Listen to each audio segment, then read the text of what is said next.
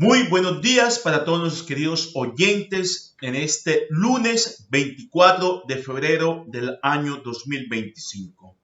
Hoy, en la primera lectura, se nos presenta el libro del Eclesiástico, capítulo 1, versículo del 1 al 10. Y es ese texto donde se nos habla acerca de la sabiduría y de la inteligencia prudente desde la eternidad, dice el texto. ¿Y cómo entenderlo hoy en nuestra vida en el año 2025? Y hay una frase que nos puede ayudar, dice lo siguiente: la fuente de la sabiduría es la palabra de Dios en las alturas y sus canales son mandamientos eternos. Por eso, hoy, ¿cómo entender la sabiduría de Dios y para qué sirve la sabiduría de Dios frente a la inteligencia del hombre? Una vez en un barco viajaba un anciano muy sabio y un joven estudiante arrogante, de esas personas que creen que lo saben todo. El joven, al saber que viajaba el anciano, se le sentó al lado y le preguntó si él había estudiado astronomía. A lo que el anciano dijo no. Y el estudiante le dijo: ¿cómo? Has perdido la mitad de tu vida. Cuando iban en el barco nuevamente andando, vieron los peces y el estudiante le preguntó al anciano: ¿has estudiado la ciencia que estudia los peces? El anciano dijo no. Y entonces el estudiante gritó: has perdido media vida. Siguieron andando en el barco, vieron las aves y el estudiante le preguntó: ¿has estudiado la ciencia que estudia las aves? El anciano le dijo no. Nuevamente, este estudiante arrogante le dice al anciano: has perdido media vida.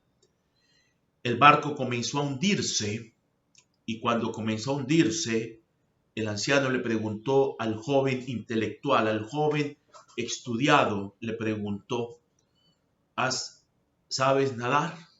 A lo que el estudiante dijo no. Y el anciano le respondió: has perdido la vida entera. Esa es la sabiduría de Dios. La sabiduría de Dios nos lleva a afrontar los problemas, las dificultades, a sortear todo lo que en el día podemos afrontar nosotros. ¿De qué nos sirve una intelectualidad si no la ponemos en práctica para solucionar los problemas y las dificultades que se nos presentan? Hoy gente inteligente se quita la vida. Por eso la sabiduría de Dios nos lleva a nosotros a saber afrontar la vida, a tener la fuerza necesaria de afrontar los problemas. Por eso, hoy que ese sea nuestro primer propósito. La sabiduría de Dios hay que buscarla, porque es la sabiduría que está en su palabra y nos lleva a nosotros a afrontar los problemas y a sortearlos y a salir adelante. El segundo propósito nos lo regala el evangelista Marcos, capítulo 9, versículo del 14 al 29. Y es ese texto donde le presentan a Jesús un joven, un niño que está poseído y que el padre del niño le hace un reclamo a Jesús, le dice: tus discípulos no han sido capaces de sacarle este demonio a mi hijo.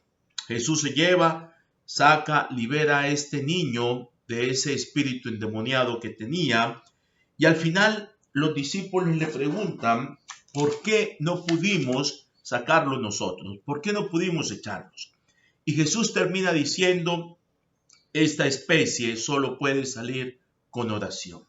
¿Cómo entender eso hoy en el año 2025? Desafortunadamente, no hay un libro, no hay textos que te digan cómo tener una fe duradera y verdadera. Pero sí tenemos nosotros un corazón, y ese corazón debe llenarse de amor. Por eso hay momentos donde la única opción que nos queda es creer. Y este hombre buscaba a Jesús por dos razones. Una, porque en su corazón estaba el amor por su hijo. Sufría al verlo en peligro como cualquier padre sufre al ver en peligro a sus hijos. Y segundo, no tenía otra opción más que creer.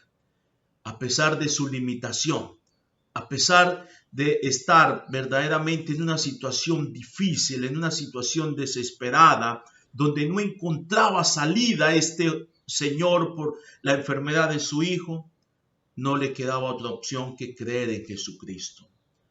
A veces Dios se convierte en nuestra última opción, que en medio de nuestras necesidades y nuestras dificultades, Dios no sea tu última opción, sino todo lo contrario. Dios siempre sea tu primera opción y única opción. ¿Por qué? Porque Dios es un Dios que cura frente a la impotencia humana. Por eso, nunca dudes del poder de Dios.